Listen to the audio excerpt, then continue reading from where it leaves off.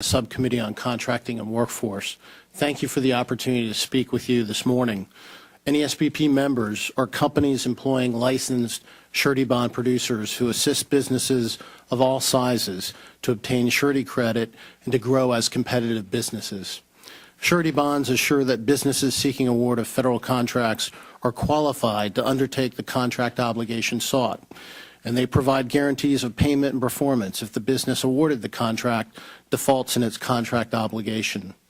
Bonds are statutorily required, and they preserve vital taxpayer funds and provide payment remedies to downstream parties, the subcontractors and the suppliers, in the event the prime contractor fails to pay them. Without recourse to a payment bond remedy, unpaid subcontractors and suppliers, particularly small construction firms, may not be able to continue as viable businesses, threatening the jobs that they create.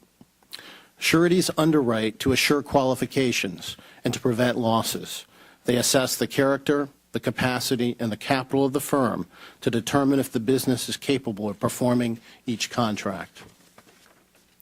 An important SBA program exists to assist small businesses having difficulty qualifying in the standard market.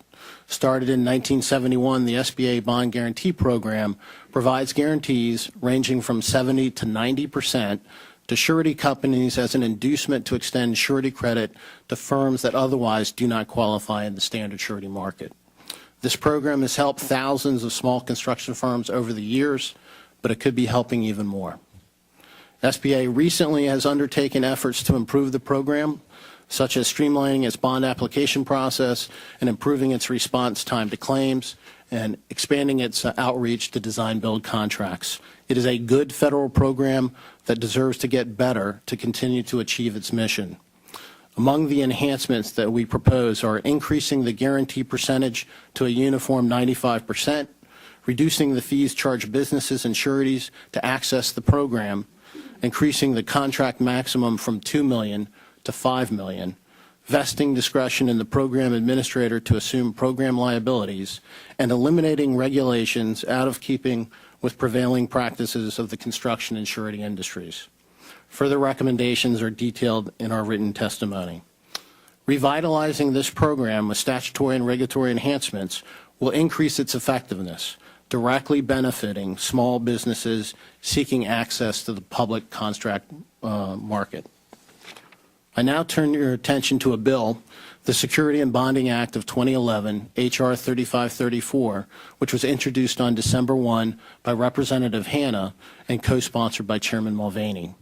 NASBP, along with 10 other national organizations, many of which are represented in this room, support H.R. 3534 as a critical and common sense measure to protect small businesses and to assure the integrity of surety bonds on federal construction projects when issued by individuals using a pledge of assets. Currently, construction firms may use one of three methods to furnish security on a federal construction project. They may secure a bond written by a corporate surety listed in Treasury Circular 570. They may use their own assets to purchase and to post an eligible obligation, which is a public debt obligation of the U.S. government, in lieu of a surety bond, or they may obtain a bond from an individual if the bond is secured by an acceptable asset, which includes stocks, bonds, and real property. The role of the surety is predicated on its financial standing. Corporate sureties writing on federal projects must possess a certificate of authority from the Department of the Treasury, which conducts a financial review of the surety and sets a single bond size limit for that surety. Corporate sureties are licensed in the states in which they conduct business and are required to obtain certificates of insurance in those states from state insurance departments.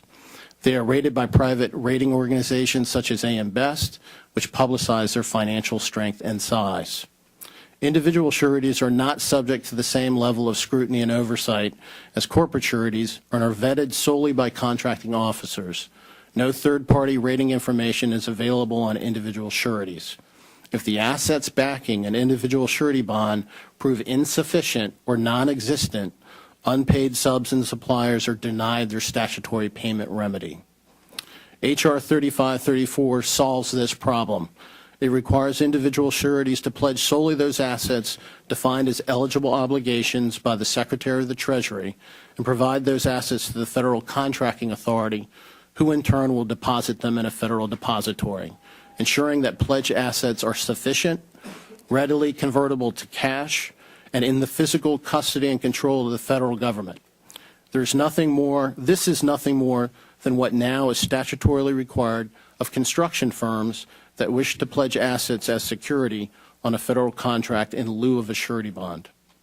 Small firms working on federal construction projects, either as subs or suppliers, have no control over the prime contractor's choice of security provided to the federal government, but they suffer the most harm financially if that provided security proves illusory.